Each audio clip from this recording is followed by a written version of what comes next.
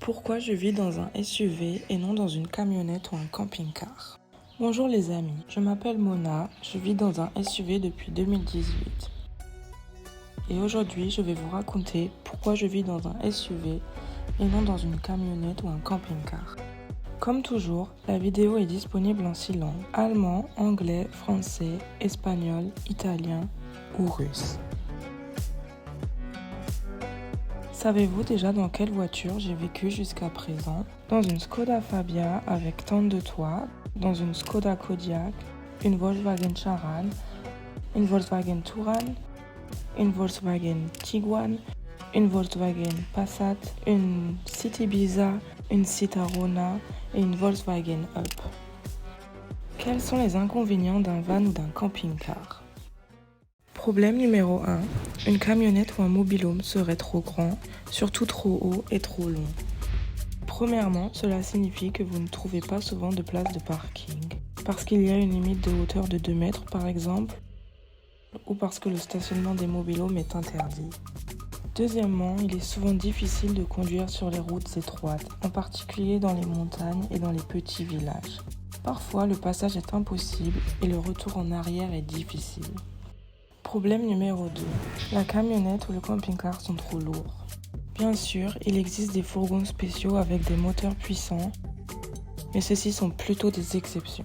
Un van ou un camping-car ne peuvent pas accélérer aussi vite, ce qui n'est pas pratique lorsque l'on veut dépasser un autre véhicule ou à l'entrée d'une autoroute. Sur les routes sinueuses, vous devez conduire beaucoup plus lentement avec un gros véhicule afin que le véhicule ne se renverse pas ou que les objets ne tombent pas du placard. Problème numéro 3. Le véhicule se démarre et il y a un risque que la voiture soit cambriolée. Comme les camionnettes peuvent transporter beaucoup de choses, ces véhicules intéressent les voleurs. Surtout s'il y a une étiquette indiquant que quelqu'un parcourt le monde. Problème numéro 4. Beaucoup de choses rentrent dans une camionnette ou un camping-car. Cela signifie que vous devez vous occuper de toutes ces choses et cela prend du temps et coûte de l'argent. Les toilettes doivent être vidées et nettoyées. Les eaux usées de la cuisine et de la salle de bain doivent être évacuées et l'eau potable doit être remplie. Il faut acheter du gaz ou du propane pour la cuisine et le diesel est généralement nécessaire pour le chauffage d'appoint. Après avoir cuisiné, il faut faire la vaisselle et la ranger.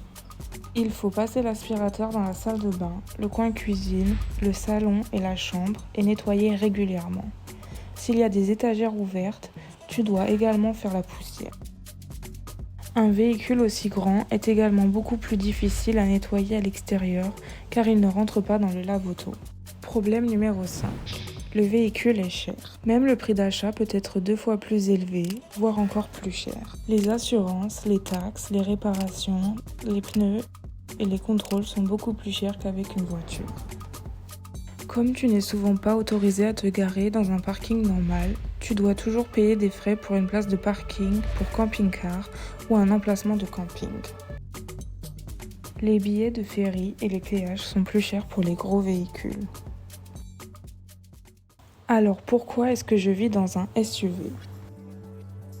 J'ai assez d'espace car un matelas de 2 mètres de long tient à l'arrière de la voiture. J'ai acheté mon SUV neuf pour 300 000 € et je rembourse 350 € par mois à la banque.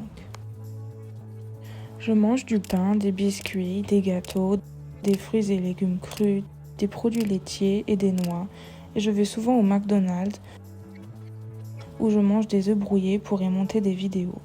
Donc je n'ai pas besoin de cuisine. J'utilise les toilettes publiques, les toilettes du McDonald's ou d'une station-service. Et si j'ai un besoin urgent la nuit ou lors d'une randonnée, il y a des buissons dans la forêt, donc je n'ai pas besoin de mes propres toilettes. Je me baigne dans les rivières toute l'année, là où je fais de toute façon de la randonnée. Je me lave les cheveux sur le parking avec du gel douche solide.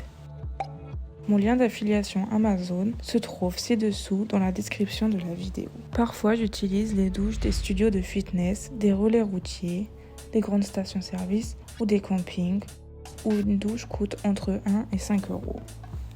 Je possède 267 choses au total, donc je n'ai pas besoin de beaucoup d'espace dans la voiture. Je n'ai pas besoin de pouvoir me tenir debout dans la voiture parce que je peux me tenir debout et marcher dehors à l'air frais.